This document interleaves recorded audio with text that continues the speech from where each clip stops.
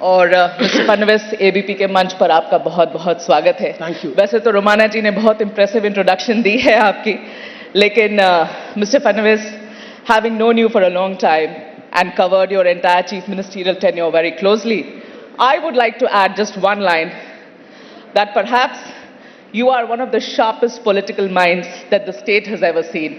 So great to have you here, Mr. Fadnavis. Thank you so much. अब press कर दिया मैंने, इसका मतलब नहीं कि तेरे सवाल मेरे नहीं आएंगे। समझ में आ गया मुझे कि प्रेस कर लिया तो आगे क्या आने वाला है ये मुझे पता है। शुरुआत तो मैं हल्के फुल्के चीजों से करना चाहती हूँ मिस्टर फडणवीस। कल नॉमिनेशन का आखिरी दिन था और तब तक कल सुबह तक 7 या 10 सीटों पर आप लोग की पेच फंसी हुई थी। अलायंस में सब ठीक ठाक है, इतनी खींचातानी क्यों हो रही है? मुझे लगता है ये तो हमेशा ही होता है, ऐसा कोई नई बात नहीं है। उल्टा आपने इसको इस तरीके से देखना चाहिए कि केवल 10 सीटें फंसी थी, 288 में 278 सीटें क्लियर और 10 सीटें फंसी हुई, तो मुझे लगता है इससे पॉजिटिव तो कुछ हो ही नहीं सकता। और ये 10 सीटें भी करीब करीब हमने रिजॉल्व की है और मुझे लगता है कि ठीक ठाक है। शुरुआत में ही मिस्टर फडणवीस, नवाब मलिक के इशू को लेकर कल से काफी कंट्रोवर्सी हो रही है। आशीष शेलार, आपके पार्टी के लीडर, बड़े मुखर तरीके से उन्होंने प्रेस कॉन्फ्रेंस करके ये कहा कि भाई हम नहीं करेंगे, प्रचार नहीं करेंगे नवाब मलिक के लिए, नहीं चाहिए ये कैंडिडेट। विरोध था बीजेपी से। उसके बाद भी मिस्टर फडणवीस, कल उनको टिकट मिलता है, आपके सहयोगी पार्टी से मिलता है, अजीत पवार की पार्टी से उन्हें टिकट दिया जाता है। It's an embarrassment for you. Ashish Shelar ji ने जो बात कही वही पार्टी की भूमिका है। हमने बहुत साफ शब्दों में राष्ट्रवादी कांग्रेस को ये कहा था कि नवाब मलिक, इनको आप टिकट मत दीजिए, अलायंस में हम उनका काम नहीं करेंगे, बीजेपी उनके साथ नहीं जाएगी, ये बिल्कुल स्पष्ट रूप से कहा था। बावजूद इसके उन्होंने उनको बी फॉर्म दिया, वो खड़े हुए। मैं बीजेपी की बहुत स्पष्ट भूमिका बताता हूं, भारतीय जनता पार्टी उनका काम नहीं करेगी। वहां पर शिवसेना का एक उम्मीदवार है, शिंदे जी का, जिसको रखना चाहते या नहीं रखना चाहते। अगर शिंदे जी का उम्मीदवार वहां रहता है तो बीजेपी उसका ही काम करेगी। अजीत पवार ने आपकी बात क्यों नहीं मानी? वो तो उनको पूछिए, मुझे थोड़ी पता है। तो आप ये क्लियर कर रहे हैं कि यहां प्रॉब्लम है, इस सीट में प्रॉब्लम है। 100% प्रॉब्लम है। ओके मिस्टर फडणवीस, पिछली बार 164 सीट थी आप लोग के पास में, आप 150 लगभग उस पे लड़े थे, 105 लेकर आए थे। इस बार भी आप लगभग 148 पर लड़ रहे हैं। मगर इस बार लोकसभा के रिजल्ट्स के बाद क्या चुनौतियां ज्यादा बड़ी हैं आपके लिए? क्या आपको लगता है कि इस बार भी सेंचुरी मार पाएंगे आप लोग? देखिए, चुनौतियां तो होती है, कोई भी चुनाव जो होता है वो चुनौतीपूर्ण ही होता है। लेकिन लोकसभा के बाद जिस प्रकार से परिस्थितियां बदली है जी, महाराष्ट्र का वातावरण भी बदला है और लोकसभा में जो फेक नैरेटिव उस समय एक प्रकार से लोगों में रोपित किया गया था, मैंने उसके बाद रिजल्ट्स के बाद कहा था कि हमें और महाविकास आघाड़ी में कोई बहुत अंतर नहीं है। उनको 46.9% मिले, हमको 43.9% उनको मिले, 43.6% हमको मिले।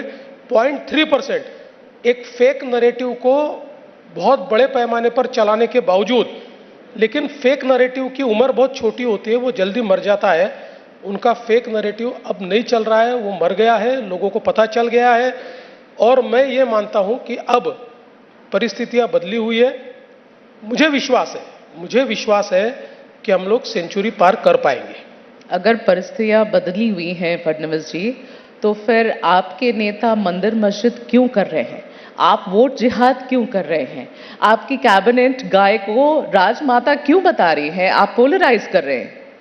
पहली बात तो यह है कि गाय को राज्य माता बताना, इसमें क्या पोलराइजेशन है? अरे भाई, अगर हम गौ माता को का संवर्धन करना चाहते हैं, और कौन सी गाय? देसी गाय की बात की है।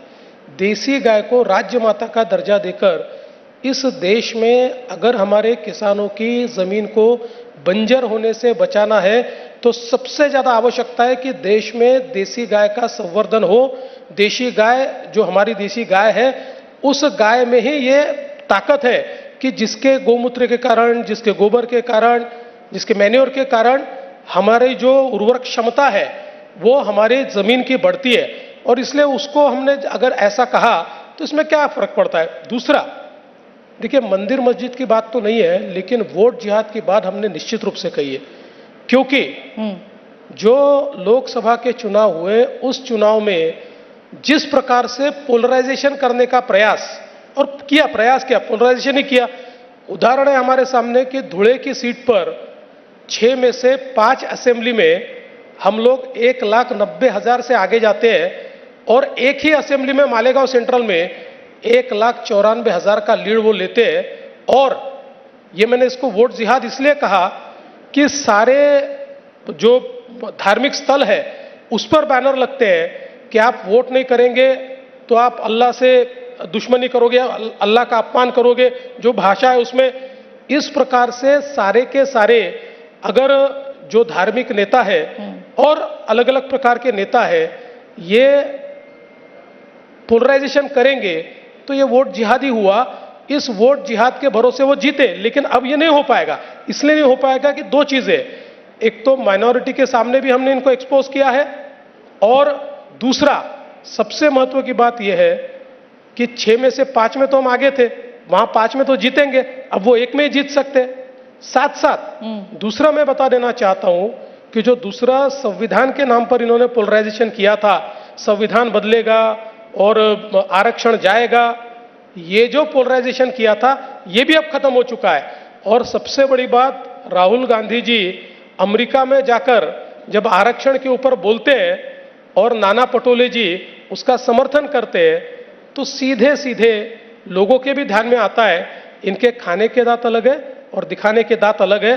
इसलिए अब कोई नैरेटिव नहीं चलेगा, कोई फेक नैरेटिव नहीं चलेगा, सीधे लोगों तक हमारी बातें, हमारी स्कीम्स पहुंच रही है, हम जीतेंगे।